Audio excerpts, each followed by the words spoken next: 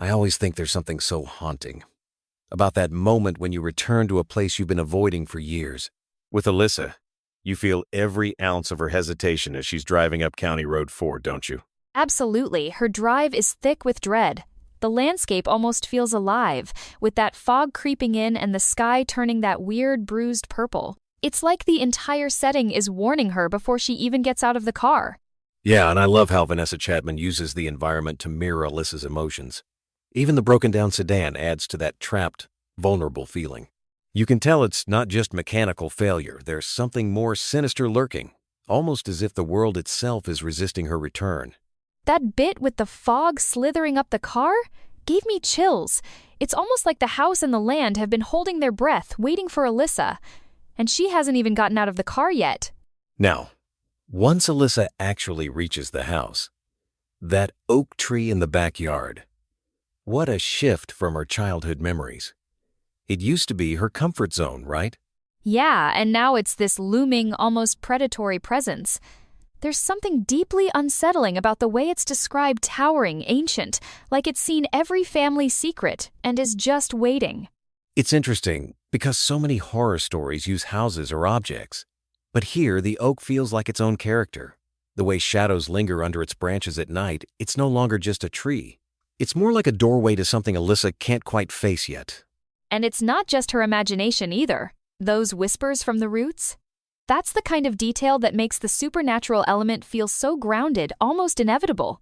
What really grabbed me was when Alyssa starts digging through her mother's old things and finds those journals. It's such a classic setup, but the way the curse is threaded through generations, it's genuinely creepy. Oh, for sure. The idea that this isn't just Alyssa's problem, but a whole family history of being haunted by the same spirit makes the horror feel inescapable. And the curse choosing one family member to keep? That adds a personal, almost claustrophobic sense of dread. I totally agree. It makes you wonder how much Alyssa's mother knew and what she might have done to protect her. The journals almost act like breadcrumbs, tempting Alyssa and us as readers to dig deeper, even though we know it's dangerous. You know, I kept thinking, what would you do if you found out your family had been marked for generations by something living in your backyard? It's such a terrifying twist on family legacy. Speaking of terrifying, once Alyssa starts hearing the whispers and seeing the visions of that young girl, I felt the line between reality and the supernatural just dissolve. Yeah, it's almost like the more Alyssa investigates, the less stable everything becomes. Those visions aren't just ghostly, they're deeply personal, as if the spirit is pulling memories right out of her. Exactly. And it's not just about fear.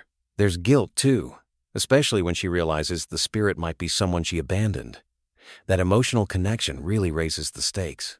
What struck me is how the supernatural here isn't just about jump scares, it's about making Alyssa confront things she's tried to bury, both literally and emotionally.